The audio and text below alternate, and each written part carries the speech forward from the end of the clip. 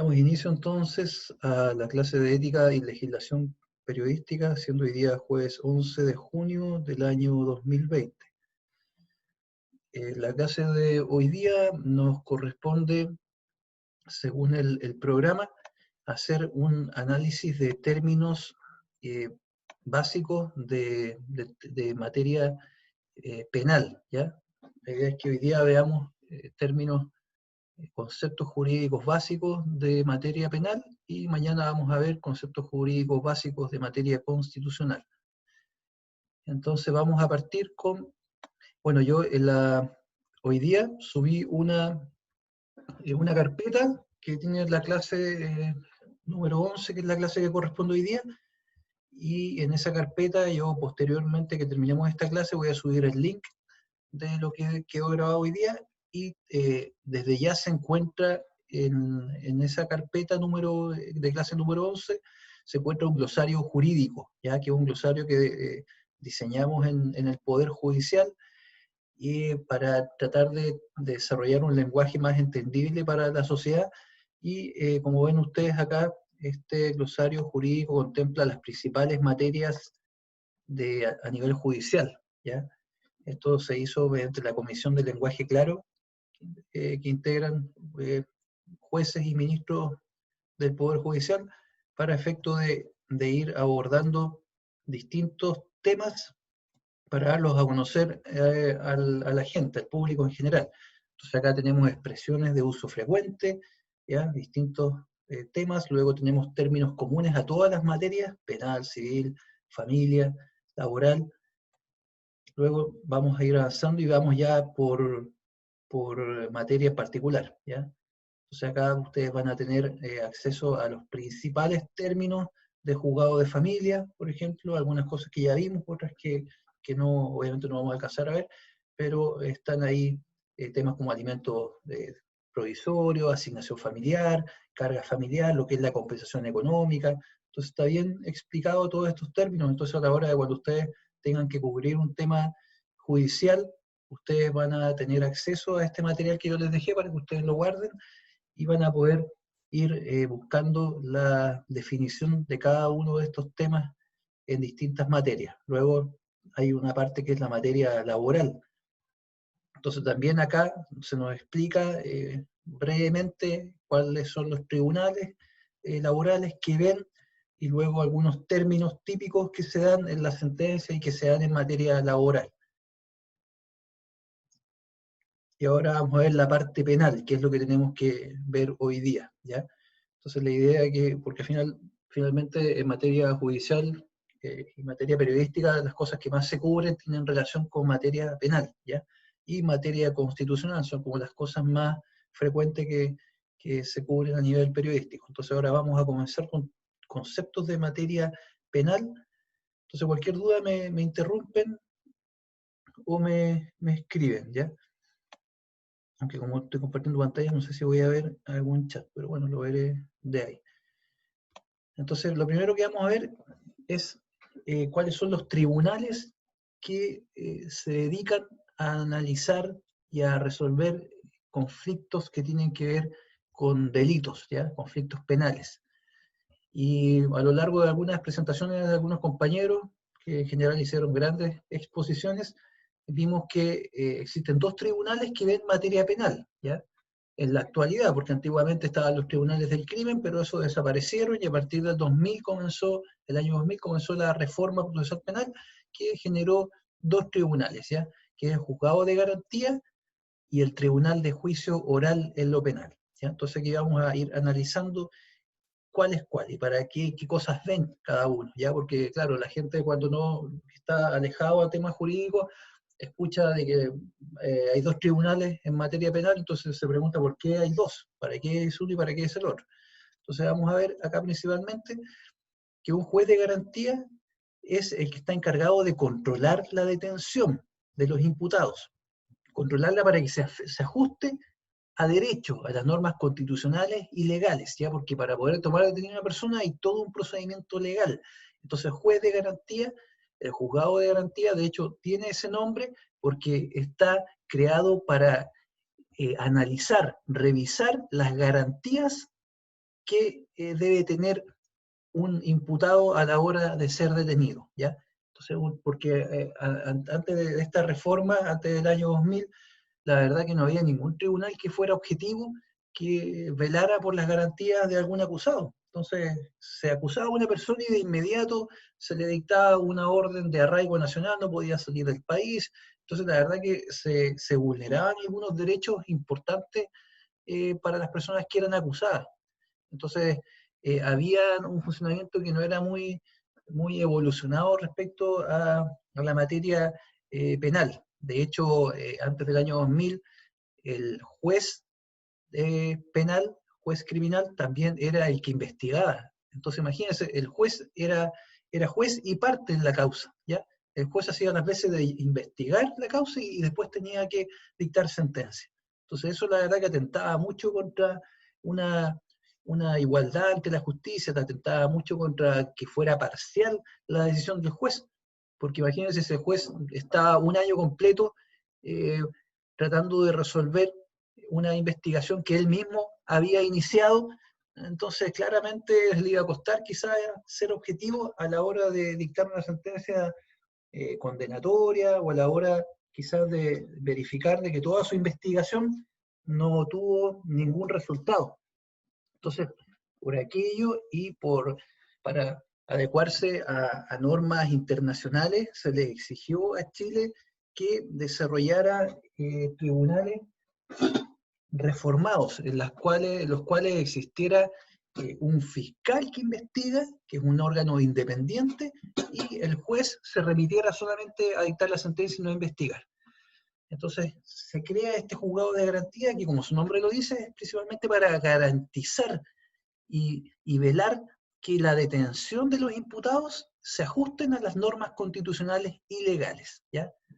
De ahí viene el término juzgado de garantía, porque es para garantizar los derechos que va a tener la persona que ha sido acusada. También nos indica que tiene la obligación de cautelar las garantías del imputado o de terceros, ¿ya? Es decir, algunas otras personas que puedan tener con la investigación, ¿ya? Porque pueden que acusen a una persona y a mí me pueden citar como testigo y también yo tengo que tener ciertas garantías, ¿ya? Porque no puede el fiscal y las policías hacer lo que se les dé la gana con tratar de obtener pruebas, ¿ya? Todo tiene que ajustarse a una legalidad, a un estado de derecho, ¿ya? Entonces, esa es la principal función del juzgado de garantía, que no es la función que iba a tener el Tribunal de Juicio Oral, vamos a ver. Entonces, siempre las causas penales van a iniciar en un juzgado de garantía, siempre comienzan ahí, ¿ya? Porque ahí, como ya hemos visto, se controla la detención de los imputados y se verifica que tanto los imputados como terceros que estén metidos ahí en la investigación se vele por sus garantías fundamentales, ¿ya?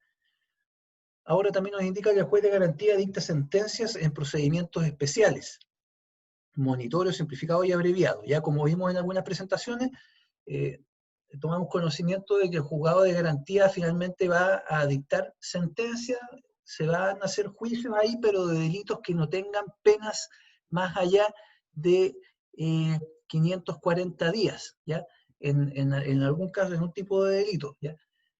La idea es que se pueda llegar a procedimientos monitorios, y monitorio es cuando se le va a condenar a una persona por una falta muy leve, ¿ya? Estamos hablando ya ni siquiera de delitos, sino que faltas, porque acuérdense que hablamos que en materia penal tenemos las conductas que son infracciones que tienen penas principalmente de multa, que son las faltas. Luego, en la categoría de las conductas delictivas, está más arriba los simples simples delitos o delitos, y eso estamos hablando ya de conductas un poquito más graves que tienen penas de 61 días hasta 10 años, ¿ya? Y luego está en la parte más arriba de mayor gravedad de estas conductas delictuales, están los crímenes. El crimen es cuando estamos hablando de una conducta que tiene una sanción ya de más de 10 años para arriba.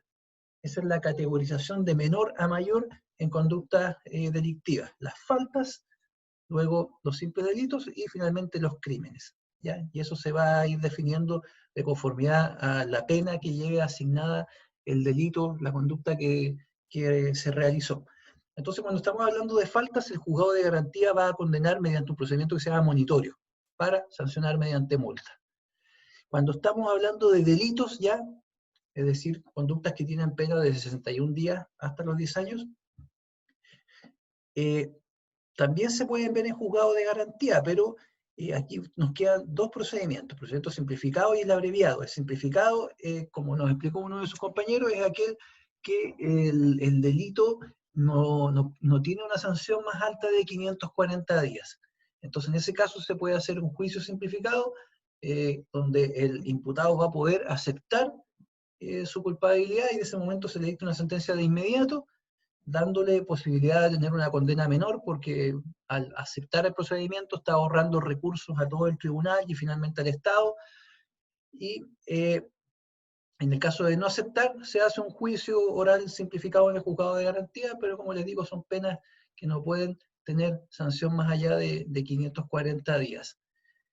Y el último procedimiento que se puede llevar a cabo en juzgado de garantía es el procedimiento abreviado, ¿ya? Que ahí, acuérdense que uno de los compañeros nos expuso muy bien que en un procedimiento abreviado lo que estamos buscando es sancionar a una persona, pero una pena que va entre 540 días y hasta 5 años, ¿ya? Entonces, cuando una persona comete un delito que tiene una pena entre 540 días y a 5 años, yo podría hacer un procedimiento abreviado en juzgado de garantía, que en este caso lo que se le va a decir al imputado es que lleguemos a un acuerdo con él, le vamos a rebajar la pena, pero con la condición de que tiene que aceptar que todo lo que está en la carpeta de investigación es tal como lo dice el fiscal. Y de conformidad a eso, el juez dicta una sentencia. Entonces, esos son los tres procedimientos que va a realizar el juzgado de garantía, porque en el caso de que estemos hablando de delitos que llevan penas de más allá de 5 años, en ese caso no se va a poder dictar sentencia en el juzgado de garantía, ¿ya? Porque estamos hablando de conductas tan altamente lesivas, ya tan graves para la sociedad, que necesariamente tenemos que hacer un juicio oral ante el tribunal de juicio oral, donde ahí ya hay 3 jueces, porque en el juzgado de garantía solamente un juez, por lo tanto es un tribunal unipersonal, ya solamente hay un juez.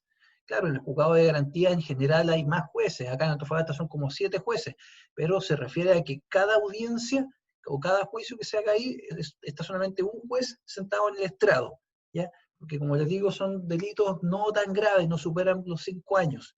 Pero cuando estamos hablando de conductas más graves, de delitos como violación, robo con homicidio, ya, ese tipo de actos ya de mayor calibre, que sí estamos hablando ya de penas que superan los 10 años, en ese caso, o incluso las que superen 5 años, en ese caso es tan grave y es un tema ya tan delicado que tiene que verse necesariamente por su complejidad y por las altas penas a las cuales puede ser condenada esta persona, tiene que verse en un tribunal colegiado. Y cuando hablamos de tribunal colegiado, ya no es unipersonal que tiene solamente un juez en el estrado, sino que un tribunal colegiado, en este caso el Tribunal de Juicio Oral en lo penal, son 3 jueces sentados en un estrado, porque obviamente 3 cabezas piensan mejor que una y pueden tomar una mejor decisión y llevar a cabo un juicio de forma más compleja, más profesional, ¿ya?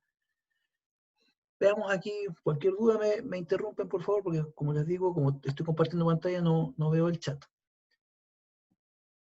Y veamos qué materias tratan los juzgados de garantía, ¿ya? Entonces acá nos indica que vela por los derechos del imputado y los demás intervenientes en el proceso penal, ¿ya? Entonces juez de garantía, sin perjuicio de que su primera noción de creación tiene que ver con garantizar los derechos del imputado, también va a garantizar los derechos de los demás intervinientes en el proceso penal. ¿Y quiénes son los demás intervinientes? Los testigos, la víctima, por ejemplo. Entonces, el juez de garantía tiene que velar por que se cumplan los derechos de la persona que está siendo acusada, es decir, que no haya maltrato, que no esté privada de libertad sin una orden judicial, y si está privada de libertad por una orden judicial, que esté en un lugar acorde con la dignidad y los derechos que le corresponde a toda persona, ya, porque hay que tener en consideración que cuando una persona la privan de libertad, la sanción es simplemente la privación de libertad, La sanción no es que, que abusen sexualmente de él en la cárcel, no es que violen de él, la sanción no es que lo golpeen, la sanción es simplemente la privación de libertad, ¿ya? Entonces, cualquier vulneración a cualquiera otra de sus derechos que no tengan que ver con la privación de libertad, el juez de garantía tiene que estar ahí para asegurar que se cumplan, ¿ya? Porque como les digo, cuando una persona es condenada o cuando una persona está en prisión preventiva, lo único que se les tiene que privar ahí es la libertad, nada más. No se le puede privar ningún otro derecho, ¿ya? Tiene que haber dignidad en contra de un condenado, tiene que haber dignidad a favor de una persona que está siendo acusada, ¿ya? Son derechos básicos para la evolución de una sociedad. Entonces, el juez de garantía tiene que velar por que se cumplan esos derechos y tiene que velar también porque se cumplan los derechos de protección hacia la víctima, ¿ya? Entonces la víctima también siempre va a poder tener voz ahí en un juez, ante un juez de garantía, pidiéndole porque se cumplan sus derechos, pidiéndole a través del fiscal que le den medida cautelar en el caso de que ella tenga miedo, de que pueda vulnerarse su vida, ya puede pedir una medida cautelar. Entonces todo eso es ante el juez de garantía, que tiene que asegurarse de que se cumplan los derechos, tiene que garantizar, como su nombre lo dice, que se cumplan los derechos de todos los intervinientes en el proceso penal, ya víctima, testigo, imputado. Otra materia de las que los juzgados de garantía tratan es acerca de delitos y faltas penales, ¿ya? Como les dije, había una clasificación: faltas penales, delitos y crímenes, ¿ya? Entonces el juez de garantía solamente va a velar por delitos y faltas penales, ¿ya? Los crímenes de mayor penalidad se van a ver ante un tribunal colegiado o tribunal de juicio oral en lo penal. Entonces aquí nos ejemplifica, por ejemplo, lesiones. Hay lesiones que podrían ser faltas. Cuando hablamos ya de lesiones con violencia en violencia intrafamiliar, ahí ya estamos hablando de delitos, ¿ya? Pero hay lesiones leves o daños. De repente yo le rompí un vidrio del auto a una persona, son daños simples, ahí ya estamos hablando de faltas penales. Pero cuando hablamos de amenazas, violencia intrafamiliar, lesiones, violencia intrafamiliar, delitos de hurto, hurto simple, por ejemplo, todo eso son delitos, ya van pasando más allá de la falta porque ya tienen penas de más de 61 días de privación de libertad. Las faltas penales, como les dije, principalmente van a tener sanciones de pago pecuniario, ¿ya? De pagar una UTM, 2 UTM, son ese tipo de condenas se le da a las personas que cometen falta. Otras materias que van a también tratar los juzgados de garantía son aquellos que determina la ley de RPA, que le llaman, ¿ya? La ley de responsabilidad penal adolescente, ¿ya? Todas aquellas personas que tengan menos de 18 años y más de 14 años van a tener sanciones penales, pero mediante la ley de responsabilidad penal adolescente. Ya si tiene entre 14 y 16 años, eso se va a ver en materia de juzgado de familia. Pero estamos hablando de personas que tienen 16 a 18 años, van a tener también sanción penal, pero bajo esta ley, con distintas penalidades que, más que privación de libertad, son en regímenes de internaciones en sistema semicerrado. La más grave puede ser régimen de internación cerrado en el Surgam, ya que no es la cárcel. Los menores de 18 años no pueden estar en la cárcel junto con los adultos, sino que van a un centro especial que se llama Surgam, que está del lado norte acá de Antofagasta, y ahí los adolescentes cumplen sus condenas por los delitos que han cometido, ¿ya? Obviamente esta ley tiene penalidades más bajas, tiene un tratamiento más benigno con el adolescente, entendiendo de que hay que darle una oportunidad para que esta persona se reinserte, si es que alguna vez estuvo reinsertado en la sociedad, o que se inserte por primera vez, ¿ya? Tratar de darle una posibilidad a una persona tan joven para que deje de cometer delitos y no se criminalice en una posible escuela para el delito que podría convertirse en una cárcel. Por lo tanto, la idea es no dejarlo junto con los adultos. Esas materias también las va a haber el juzgado de garantía. Y finalmente va a haber todas las materias que le indiquen otros códigos, ¿ya? Código orgánico de tribunales, código procesal penal y otras leyes que indiquen que el juez de garantía tiene que resolverlo, lo va a verificar, ¿ya? Pero principalmente todas las acciones penales van a pasar por juzgado de garantía. Ya cuando una persona la pillan infraganti, como en flagrancia, es decir, en el acto, cometiendo un delito, la van a tomar detenida, va a estar en el calabozo en la noche, van a llamar al fiscal, el fiscal va a ver qué delito cometió, y el fiscal va a tomar la decisión, no, sabe que déjenlo citado, no, déjenlo citado y después lo vamos a llamar y vamos a iniciar el procedimiento, así que no es tan grave. Pero si es un delito más o menos grave, lo va a pasar a control de detención al día siguiente ante el juzgado de garantía para que se controle la detención y se inicie el procedimiento judicial de forma inmediata. Ya, eso es lo que es juzgado de garantía, ¿ya? Cualquier duda, como les digo, me interrumpen. Después, vamos a ver ahora cuál es el segundo tribunal que ve materias penales, ¿ya? Que es el Tribunal de Juicio Oral en lo Penal, ¿ya? Entonces, como aquí les expliqué, es un tribunal colegiado. Colegiado, ¿por qué? Porque acuérdense la diferencia entre el tribunal unipersonal, que es solamente hay un juez en el estrado, y un tribunal colegiado es que hay más de un juez en el estrado. En este caso, es un tribunal colegiado porque está integrado por 3 jueces y que van a tener como principal función realizar el juicio oral según el procedimiento ordinario. ¿Ya? En el tribunal de juicio oral en lo penal no se van a ver procedimientos especiales como este que les dije, el monitorio, simplificado y abreviado, que son procedimientos rápidos para dictar sentencia de inmediata sin un juicio. ¿Ya? En el tribunal de juicio oral en lo penal eso no va a ser así. Se va a tener siempre que realizar un juicio según el procedimiento ordinario, ¿ya? Citando testigos, citando peritos, citando a la víctima, ¿ya? Todo este aparataje de juicio que vemos uno en las noticias, que esto viene de cómo era más o menos el sistema en Estados Unidos, las películas, cómo se muestra, todo eso se va a realizar en un tribunal de juicio oral en lo penal. Por lo tanto, todos estos procedimientos especiales de que acepto responsabilidad para que me dicten condena de inmediato, va a ser en un juzgado de garantía, ¿ya? Sin perjuicio que, como les dije, también todo este aparataje de citación de testigos, víctimas, todo este juicio igual se puede realizar en un juzgado de garantía, pero de delitos menores, ¿ya? Delitos que no tengan sanciones más allá de 540 días, ¿ya? Ese tipo de delitos.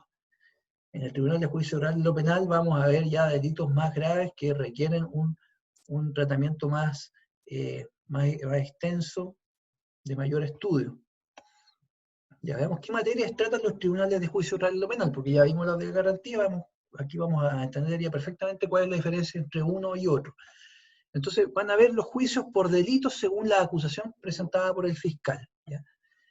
Van a también ver la libertad o la prisión preventiva de los acusados que deben estar ante un juicio oral, ¿ya? Porque si resulta que se le está citando a veces a los imputados, no se les da prisión preventiva porque tiene irreprochable conducta anterior, el delito, si bien es cierto, puede que sea grave, pero la persona es primera vez que comete este delito y se estima que no hay peligro para la seguridad de la víctima, ni peligro para la sociedad, ni siquiera tampoco hay peligro para que se escape.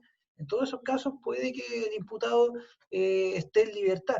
Sin embargo, si se le cita a juicio y la persona no comparece una vez, podrían dar la prisión preventiva de este acusado para que a la hora de hacer el juicio se encuentre, ¿ya? Porque resulta que si el imputado se le cita a un juicio, se citan a todos los testigos, se citan a los peritos, a la víctima, a todos los que tienen que deponer, y resulta que el imputado no asiste al juicio y no da ninguna causa justificada, entonces estamos perdiendo tiempo, porque de nuevo como jueces vamos a fijar una nueva fecha y es probable que de nuevo no concurra el imputado, el acusado, y estén los testigos, estén los peritos, estén la víctima, entonces esto está haciendo perder tiempo a esta persona. Entonces, para efecto de asegurar su comparecencia en el juicio, vamos a dictar una orden de detención para que le dé prisión preventiva y lo obligamos a tener que ir mediante gendarmería al juicio que volvamos a reagendar, ¿ya?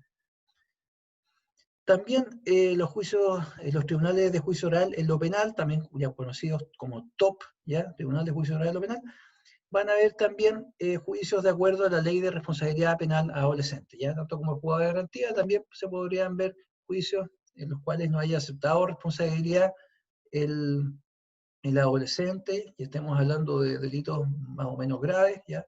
Por ejemplo, un homicidio que haya cometido un adolescente, un robo con intimidación, todo eso ya por ser delitos más graves lo va a ver este tribunal de juicio oral.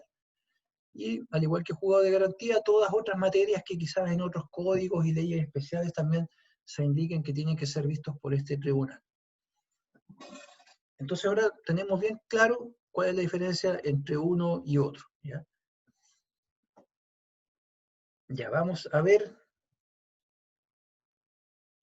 términos relativos a la materia penal. ¿Ya? Estos son términos que se dan en esta materia. Por ejemplo, quizás hay algunos que ustedes ya lo han escuchado.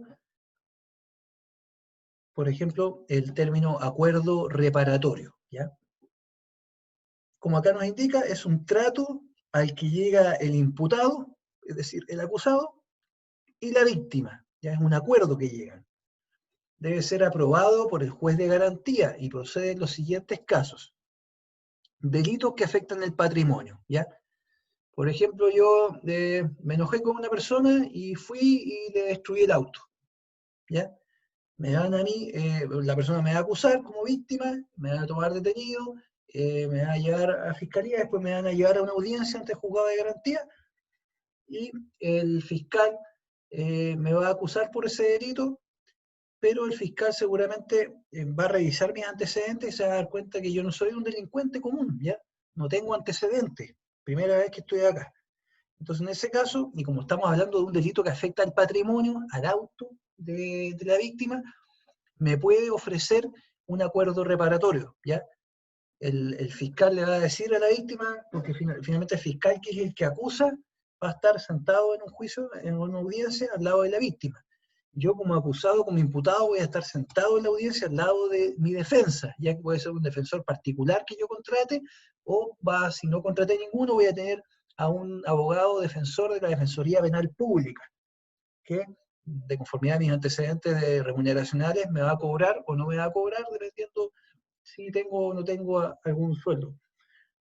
Y como les digo, cuando hay estos casos de delitos patrimoniales, ya de cosas, de bienes que yo le destruí a la víctima, el fiscal, como le digo, viendo mis antecedentes, le va a decir a la víctima, mire, ¿qué le parece si lleguemos a un acuerdo con el imputado para dejar esto acá, no llegar a un juicio y a una condena penal?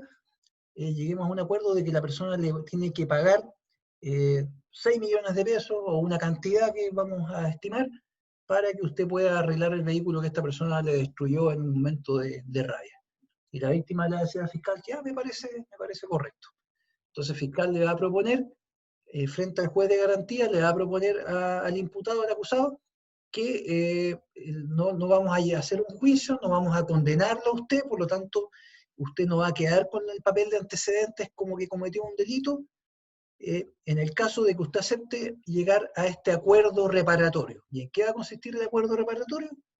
En que el imputado, el acusado, tiene que reparar a la víctima pagando la cantidad de 5 millones de pesos en cuotas mensuales de 500.000 pesos, o hay las cuotas ahí que se llega al acuerdo, y una vez cancelada esta suma de dinero, por lo tanto reparada a la víctima, la causa queda hasta ahí y se sobresee definitivamente, es decir, muere la causa. Y el imputado que cometió ese daño al patrimonio de la víctima, destruyendo el vehículo en un momento de rabia, va a quedar sin antecedentes. Por lo tanto, su certificado de antecedentes va a quedar limpio, cumpliendo con este acuerdo reparatorio. Entonces, como el término lo dice, cuando se cometen ciertos delitos que afectan al patrimonio, ya a bienes materiales, y la persona no es un delincuente común, bueno, inclusive aunque lo fuera, si la víctima quiere llegar a un acuerdo para que le repare y la víctima no quiere que la persona tenga una condena penal, pueden llegar a estos acuerdos. Pero el requisito es que tienen que ser delitos que afecten el patrimonio, ¿ya? Si la persona me robó a mí, si la persona me golpeó, me violó, no puedo llegar ahí a un acuerdo reparatorio porque estamos hablando de que hay otras afectaciones, ¿ya? Si me pegó, me golpeó, hay afectación a mi integridad física, no a mi patrimonio. ¿Ya? Si la persona me violó, hay afectación a mi indemnidad sexual, no a mi patrimonio.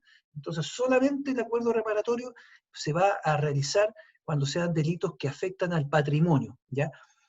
Hay discusión en la Corte Suprema de si un robo con violencia podría llegar a un acuerdo reparatorio, ¿ya? La última jurisprudencia dice que no, porque a pesar de que la persona afectó mi patrimonio robándome, para poder robarme, tuvo que afectar mi integridad física y psicológica al realizar violencia, ¿ya? Es decir, si me pegó en la cabeza, si me violentó para poder robarme, En ese caso, no solamente hay un delito que afecta al patrimonio, sino que además me está afectando mi integridad física y psicológica, por lo tanto, no podría yo llegar a un acuerdo reparatorio con un imputado que cometió robo con violencia hacia mi persona, ¿ya?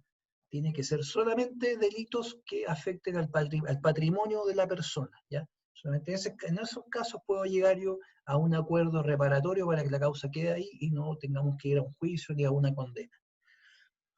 También nos dice que pueden ser lesiones menos graves o delitos culposos, ¿ya? También podría darse en el caso de una lesión menos grave, ¿ya? O delitos culposos. Delitos culposos se refiere a cuando en la comisión de ese delito yo tuve negligencia, no tuve dolo, ¿ya? Cuando tengo dolo para ejecutar algo, tengo mala intención, porque el dolo es la intención de proferir daño en la persona o en la propiedad de otro, ¿ya? En este caso, lo contrario al dolo, que es la mala intención de producir este daño entre la persona o la propiedad de otro, es la culpa. La culpa es la negligencia. Por lo tanto, podríamos llegar a un acuerdo reparatorio en el caso de que yo choqué a otra persona y la lesioné, pero de forma negligente, ¿ya? Por lo tanto, fue un delito culposo. Entonces yo a lo mejor atropellé a una persona y la dejé lesionada, no tan grave, fueron lesiones menos graves. En materia jurídica, las lesiones se califican en lesiones leves, menos graves, graves, dependiendo la cantidad de días que tarda la persona en recuperarse, ¿ya? Esa es la clasificación. Entonces, cuando estamos hablando de lesiones que no son tan graves y fue por un delito culposo, es decir, no hubo intención, en ese caso también podríamos llegar a un acuerdo reparatorio, ¿ya? Ahora nos dice, si el imputado cumple el acuerdo, la causa termina definitivamente y se archiva, ¿ya? Eso es lo positivo de este acuerdo reparatorio, de que el acusado o el imputado, al cometer este delito, no va a tener una sanción penal si es que llega a un acuerdo de reparar a la víctima. Eso es el acuerdo reparatorio y se da bastante usual que se dé en tribunales. El juez finalmente lo que hace es autorizar, aprobar ese acuerdo reparatorio, y una vez que pasan los plazos, una vez que se comprueba que cumplió el acuerdo reparatorio del imputado, el imputado tiene que presentar ante el juzgado de garantía los certificados y documentos que demuestren de que dio cumplimiento a este acuerdo. En ese sentido ya, en ese caso, la causa termina definitivamente y se archiva, y el imputado queda sin ninguna anotación. El único lugar donde quedaría registro de que existió este acuerdo reparatorio, esta causa, sería el Tribunal de Garantía y sería la Fiscalía, pero no le quedaría en sus antecedentes, por lo tanto podría, sin mayores problemas, optar a algún trabajo en lo cual podría ser discriminado por tener antecedentes penales. Vamos a ver otro concepto, el concepto de acusación, ¿ya? Acusación, como nos dice acá, es un escrito en el cual el fiscal describe los hechos del delito, la participación que tuvo el acusado, que puede ser como cómplice, puede ser como autor, hay distintos tipos de autor, autor-inductor, ¿ya? Puede ser también una participación, bueno, cómplice, autor principalmente. También nos va a señalar en la acusación cuáles son las circunstancias atenuantes, por ejemplo, que tiene irreprochable conducta anterior, ¿ya? En el Código Penal, en el artículo número 11, están las circunstancias que atenúan la pena, ¿ya? Que la hacen más baja. Y una circunstancia atenuante muy importante es la del 11 número 6, que es aquella que dice que yo no tengo antecedentes. Al no tener antecedentes, ya tengo una circunstancia que va a atenuar la condena. Y también en la acusación tiene que especificar cuáles son las circunstancias que agravan la responsabilidad penal, las que están en el artículo 12. Por ejemplo, si yo cometo un delito con más imputados, más delincuentes, es decir, hay pluralidad de malhechores, hay muchos malhechores, eso es una agravante. Y eso va a aumentar la pena de que si yo cometí el delito solo, ¿ya? Entonces, en el artículo 11 hay varios como 16 atenuantes, y en el artículo número 12 del Código Penal también hay varias agravantes de responsabilidad penal. Entonces, la acusación del fiscal, una vez que hizo la investigación, que formalizó la investigación y que se le cerró el plazo, ahí tiene que presentar acusación el fiscal y tiene que indicar quién es el acusado, cuál fue la participación, si fue autor, si fue cómplice, cuáles son los hechos, tiene que describir en esa acusación, tiene que también decir cuáles son las circunstancias que afectan al imputado, si tiene circunstancias que atenúan su responsabilidad o que le agravan. Y en la parte final tiene que indicar cuál es la pena que está pidiendo que se le condene. Y además indicar cuál es la prueba, ¿ya?, de la que se va a valer en el juicio oral.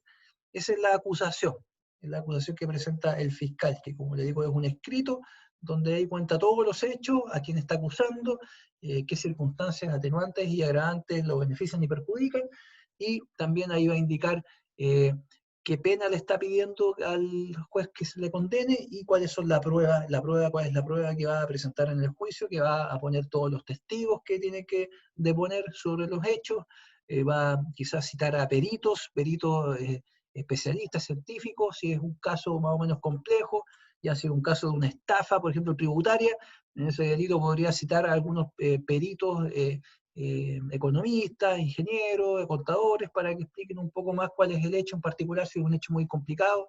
Ya en el caso de homicidios, se puede citar a peritos, ¿cómo se llaman estos peritos? De forenses, peritos que tengan alguna relación con la medicina, a la hora de poder determinar quién es el culpable, a través de estudios de la sangre, por ejemplo. Entonces, todo eso tiene que indicar el fiscal en su acusación, porque todo lo que indique en la acusación va a ser la prueba y lo que le va a pedir al juez que se investigue, que se lleve a juicio, mejor dicho. Otro término que es muy conocido, bueno, acusado. El acusado, acuérdense que es el imputado, ya, porque se le imputa un hecho delictual. Entonces, acusado es persona contra quien el fiscal presenta la acusación. Acusado o imputado es lo mismo. ¿Ya? Acá vamos a ver otros términos, por ejemplo, la agrupación de investigaciones, que es la facultad que va a tener el fiscal para llevar en forma conjunta la investigación de 2 o más delitos. La otra vez un compañero de usted, no me acuerdo quién fue, preguntó por el tema de la acusación que hay en contra de la alcaldesa Karen Rojo, y claro, pues se está investigando un delito, luego se investiga otro delito, y esas causas se agrupan para hacer una sola gran investigación, ¿ya? De esa forma se investiga mejor que tener investigaciones por aquí y por allá con fiscales distintos, mejor todo se agrupa la investigación para que se haga de una sola vez y que puedan tener relación entre sí, a lo mejor. Allanamiento. Allanamiento se le denomina el ingreso que realiza la policía a un domicilio particular o público, pero que debe tener una orden de un juez. Y este ingreso va a ser para detener al autor de un delito o incautar especies que estén relacionadas con el delito, ¿ya? Pero el allanamiento debe ser siempre por orden judicial, ¿ya? No puede, la única forma que podrían entrar las policías a una casa sería cuando se esté cometiendo un delito flagrante, ¿ya? Cuando esté cometiéndose un delito, en ese momento pueden entrar sin una orden judicial las policías. Sin embargo, si no se está cometiendo ningún delito en un lugar, en un domicilio particular o público, las policías no van a poder ingresar, solo lo podrían hacer con una orden emanada de un juez de garantía, ¿ya? Lo que se denominará allanamiento. Apercibimiento de arresto. Es la advertencia que se le hace a una persona por el juez de garantía o jueces del tribunal oral en lo penal, que si no cumple con lo ordenado, va a ser privado de libertad, ¿ya? Por ejemplo, si un testigo, si alguno de ustedes es citado como testigo a un juicio y no asisten, los pueden tomar detenidos, privarles de libertad para obligarlos a asistir a ese juicio respectivo, ¿ya? Generalmente lo que se hace cuando un testigo no asiste a un juicio, la audiencia se suspende en ese momento y se manda a arrestar al testigo para que lo traigan el mismo día y se pueda terminar con la realización del juicio, ¿ya?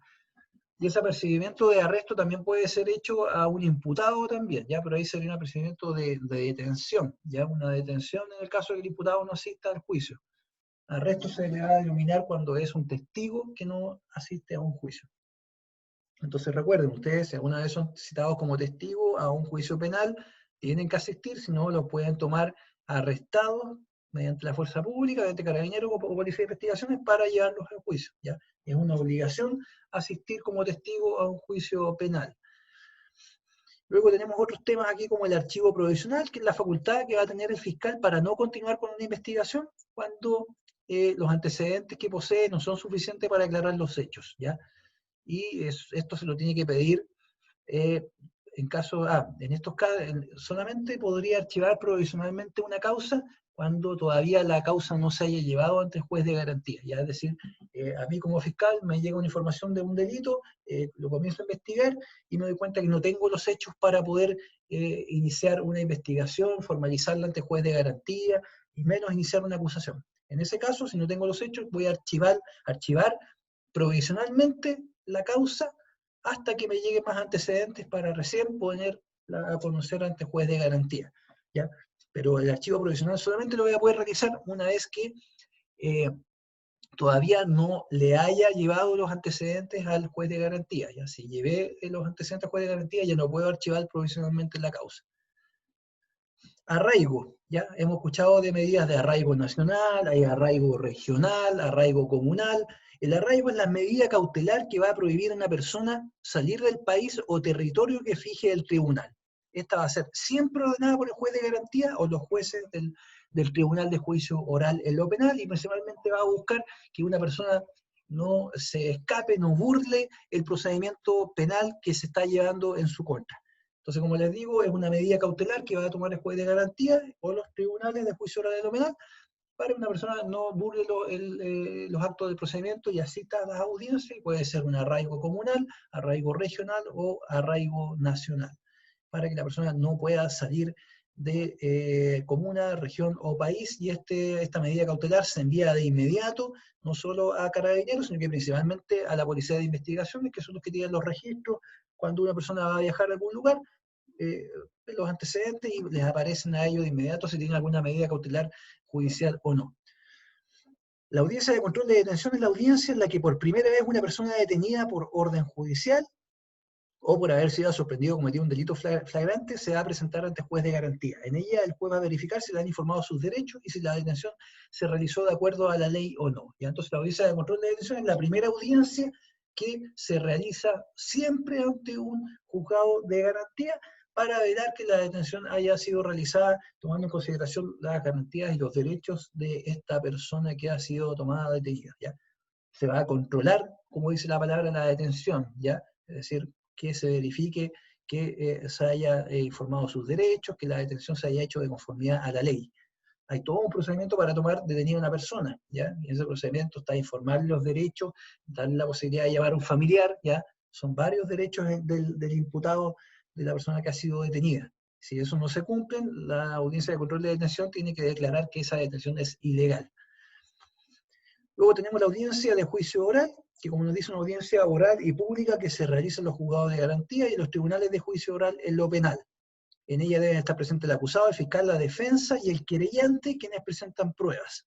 Al final de la audiencia, él o los jueces deciden si el acusado es absuelto o condenado. Y aquí nos aparece otro interviniente más dentro del proceso penal, que es el querellante, ¿ya? El querellante puede ser la víctima que contrata a un abogado para que presente una querella, porque resulta que si yo soy solamente víctima y estoy al lado del fiscal, yo no puedo obligar al fiscal a que investigue, no puedo obligar al fiscal que haga alguna diligencia de investigación o no. En cambio, si yo contrato a un abogado y presento querella, la querella es como iniciar, es como otra demanda paralela a la del fiscal. Entonces ahí yo puedo solicitar que se hagan otras investigaciones para esclarecer los hechos. Ya tengo más facultades a la hora de ser querellante y no solo víctima. Tenemos la audiencia de preparación de juicio oral. Esta audiencia es la que viene antes de la audiencia de juicio oral, porque la audiencia de preparación de juicio oral, como su palabra lo dice, lo que va a hacer es preparar el juicio, indicando cuáles van a ser todos los testigos y cuál va a ser toda la prueba que yo quiero presentar en el juicio. Entonces, como nos dice acá, audiencia de preparación de juicio oral es una audiencia oral y pública que se realiza en el juzgado de garantía, en el cual un juez decide las pruebas que el fiscal, la defensa y el querellante podrán presentar en el juicio que se va a realizar finalmente en el tribunal de juicio oral en lo penal, ¿ya? Entonces, siempre antes de una audiencia de juicio oral, tiene que haber una audiencia de preparación de juicio oral en la cual yo diga que estos son los testigos que quiero presentar, y la contraparte me puede decir, no, es que ese testigo usted no lo puede presentar porque es su hermano. Obviamente va a declarar algo que le conviene a usted. Y todas esas discusiones de prueba las va a resolver el juez de garantía en una audiencia de preparación de juicio oral, ¿ya? Y una vez que el juez decida cuál va a ser la prueba, se va a poder realizar la audiencia de juicio oral, donde ahí ya van a poder presentar cuál es la prueba que se ofreció en la audiencia de preparación de juicio oral, ¿ya? Ya, veamos otros temas. Bueno, nos quedan 10 minutos solamente y nos quedan muchos temas, pero voy a seleccionar los más importantes. Ya, por ejemplo, vamos a ver acá un tema que aparece mucho en noticias, que es el comiso. ¿Qué es lo que es el comiso? Ya, el comiso es una pena, una sanción que consiste en quitarle al condenado el dinero o los objetos que obtuvo del delito y también las cosas que usó para cometerlo. Y entonces cuando hablamos de que se decomisó ciertas cosas a una persona, estamos hablando de que a esa persona, por haber cometido un delito, se le sancionó, además de privar de libertad, se le sancionó a quitarle el dinero que obtuvo ese delito, cualquier objeto que haya obtenido y las cosas que usó para cometerlo. Y entonces todos los instrumentos de comisión de un delito, ya, si por ejemplo yo soy un clonador de tarjetas de crédito, me van a condenar a una pena de privación de libertad, que bueno, cumpliré en libertad o no la pena de conformidad a mis antecedentes, ya, porque me pueden dar beneficios para cumplir fuera de la cárcel, solamente yendo a firmar, que eso es la remisión condicional de la pena, o solamente yendo a dormir, que es la reclusión nocturna. Eso va a depender de si tengo circunstancias atenuantes, como no tener antecedentes penales, pero además puedo ser condenado al comiso del dinero que yo obtuve con la clonación de tarjetas, puedo ser condenado al comiso de estos skinners que se llaman, que son aquellos que clonan las tarjetas, y podría también obtener el comiso de vehículos que utilicé para trasladarme de un lugar a otro para cometer el delito. Entonces eso es el comiso, es que se me condena a que se me quiten estas cosas, y generalmente todas estas cosas van a la ICREP, o conocida como tía rica, para que se destruyan o se vendan, claro, se rematen. Condenado, entonces, acuérdense, tenemos una distinción. Cuando hablamos de imputado, estamos hablando de una persona que ha sido acusada de un delito, todavía tiene la presunción de inocencia, ¿ya? Hay que hacer un juicio. Una vez que no esté el juicio realizado con una sentencia firme y ejecutoriada, ahí recién vamos a hablar de condenado, ¿ya? Pero hasta que no exista la sentencia firme y ejecutoriada, vamos a hablar de un imputado, solo de un acusado que podría ser absuelto de la acusación. Pero condenado es la persona contra la cual ya se ha dictado una sentencia condenatoria, es decir, se comprobó que es autor, cómplice o encubridor de un delito. ¿Ya? Ya existe esta sentencia, no se interpuso ningún recurso, entonces ya la persona legalmente es condenada. Por lo tanto, ustedes no van a poder decir que una persona ha sido condenada, no van a poder decir que una persona cometió un delito hasta que no exista una sentencia firme y ejecutoriada, porque de lo contrario van a cometer el delito de calumnias. ¿Ya? Es decir, imputar un delito que cometió una persona, siendo que todavía no existe sentencia firme y ejecutoriada, ¿ya? Control de identidad es la facultad que tiene la policía para solicitar la identificación de cualquier persona cuando existan antecedentes que lo vinculen con un delito o falta, ¿ya? Entonces, control de identidad puede realizarlo las policías siempre que existan antecedentes que lo vinculen con que esa persona ha cometido un delito o falta. Ya eso es lo que se llama control de identidad.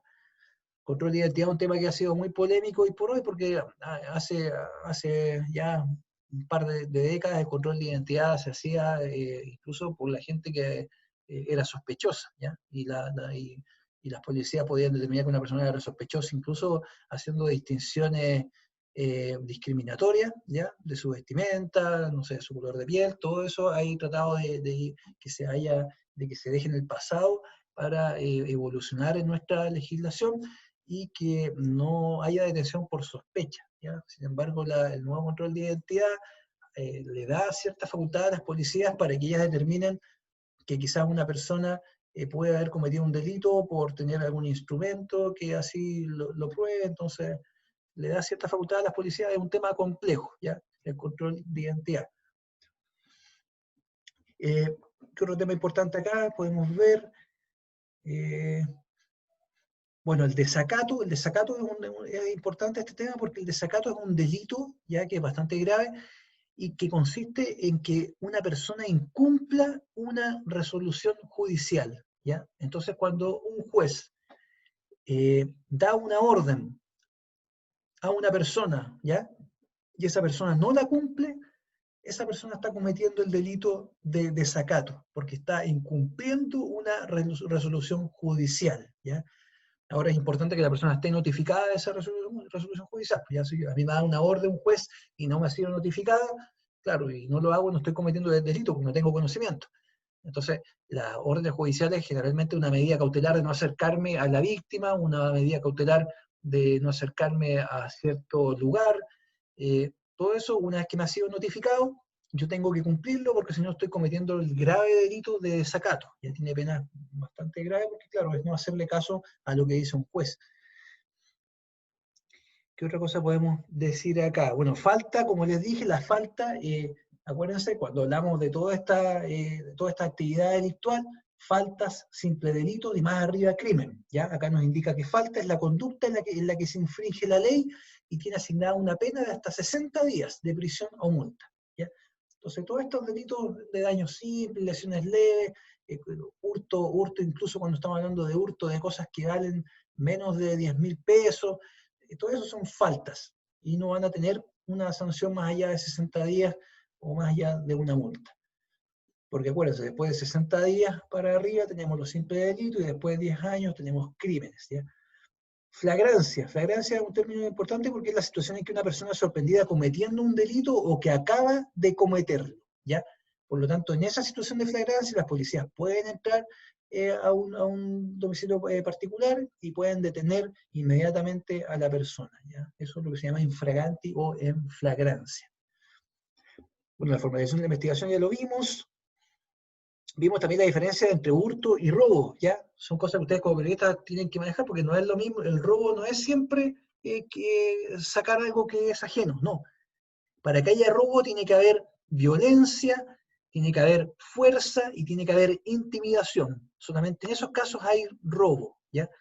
Robo o sorpresa, ya está robo con violencia o intimidación, robo por sorpresa, puede ser, bueno, incluso robo con homicidio, pero ya estamos juntando dos delitos, y robo con intimidación. En todos esos casos es robo, pero si no hay fuerza a la hora de sacar algo, es decir, no rompí una puerta, no rompí una ventana, si no hay violencia, si no hay intimidación, ¿ya? Si no hay esas cosas y yo saco algo que es ajeno, en ese caso es un hurto, ¿ya?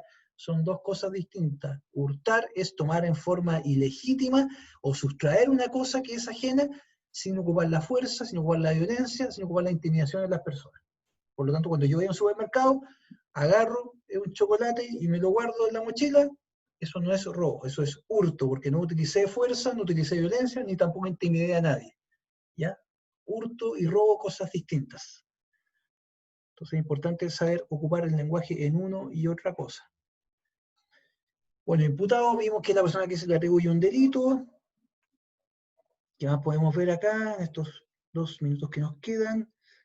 Bueno, la presunción de inocencia, acuérdense que es un principio fundamental que dice que el cual ninguna persona puede ser tratada o considerada culpable antes de que se dicte una sentencia condenatoria en su contra, ¿ya? Muy importante que ustedes sepan la presunción de inocencia, ¿ya? Eso lo tienen que saber de memoria.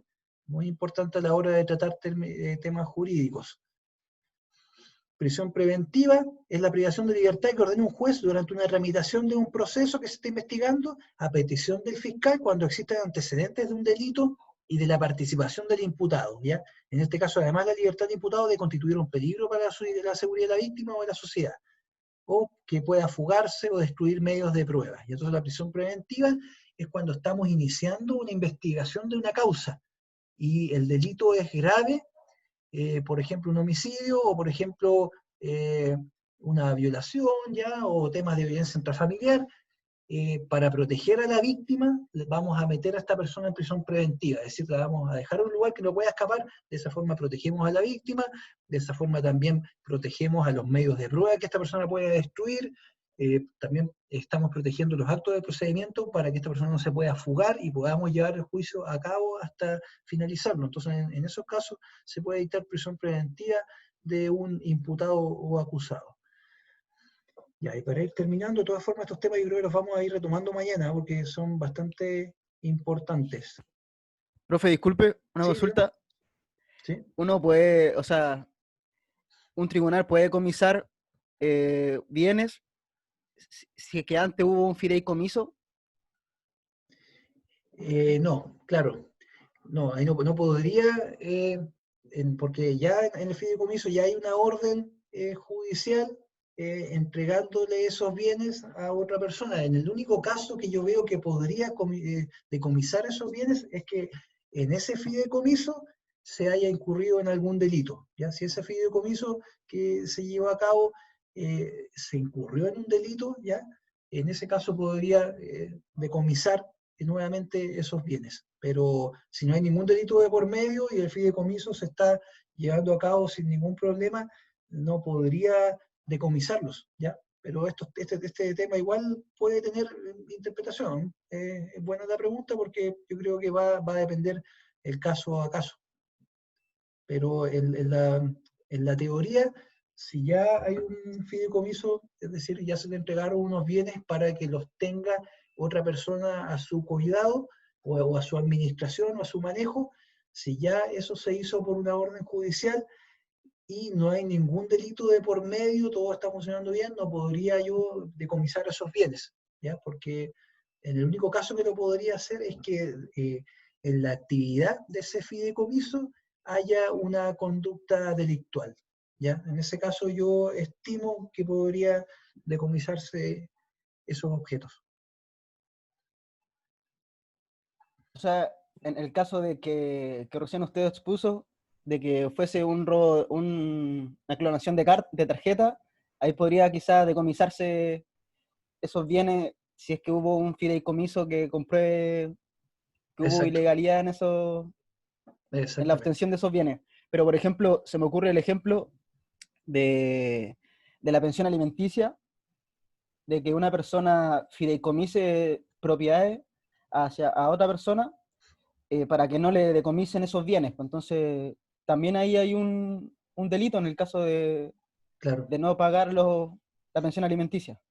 Claro, sí, porque ahí efectivamente está tratando de burlar la ley, como dices tú, para no pagar esa pensión alimenticia, desprendiéndose de sus bienes. Y eso se llama simulación, ¿ya? De hecho, está penado por la ley el cometer simulación, o podría incluso, bueno, la simulación es materia civil, ahí lo que se buscaría es dejar sin efecto ese fideicomiso para que los bienes vuelvan a su persona y en materia de pensión alimenticia se contemplan a la hora de que esta persona los tenga que pagar.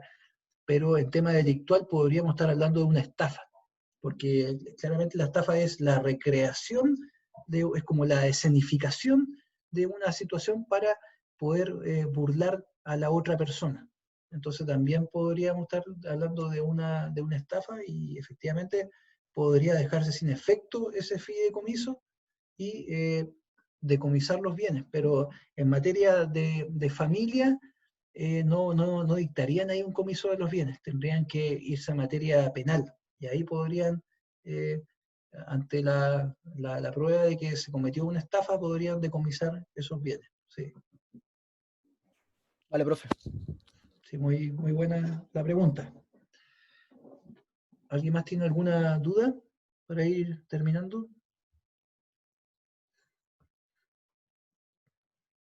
Bueno, cualquier duda que le surja, yo subí ahí la carpeta de clase número 11, dice, la carpeta está en glosario, ¿ya? Ahí hay muchos otros términos. Mañana vamos a continuar con términos ahí importantes. Quizás vamos a ver también términos de familia, laboral, vamos a tratar de ver la mayor cantidad de términos posibles. Y les dejo ahí el material para que ustedes lo guarden, porque a la hora de cubrir temas judiciales es muy importante que lo tengan ahí como manual, ¿ya? Cualquier cosa que ustedes escuchen, hay muchos términos jurídicos que pueden resultar bastante complicados, que uno no los entiende, pero vayan ahí al glosario y los van a poder determinar de forma más fácil. Así que si pueden echarle un vistazo y mañana, si tienen alguna pregunta de alguno de estos términos que yo no toque, lo podemos analizar. Así que nos vemos mañana a la misma hora, a las 6. Yo les subo el link y continuamos con el análisis de cada uno de estos términos. Así que en eso quedamos. Muchas gracias por su asistencia y buenas noches. Ya, profe, gracias. Ah, quería consultarle igual, profe, si es que había podido revisar un correo que le mandé. Ya, ¿será del ensayo u otro? Sí, del ensayo. Ah, ya, sí, sí, me llegaron. Sí, me llegaron, los voy a revisar para efecto de dejarle a más tardar el sábado las notas en sistema. Sí, pero me llegaron Gracias, como profe, dos, muchas dos o gracias. tres. De nada, cualquier cosa, estoy ahí también al correo, me mandan el correo, cualquier duda que tengan. Ya, Entonces, vale. ya, pues gracias, que les vaya bien, cuídense. Cualquier cosa me envían un correo y mañana nos juntamos a las 6, cualquier duda que tengan. Gracias, gracias. Cuídense, buenas noches.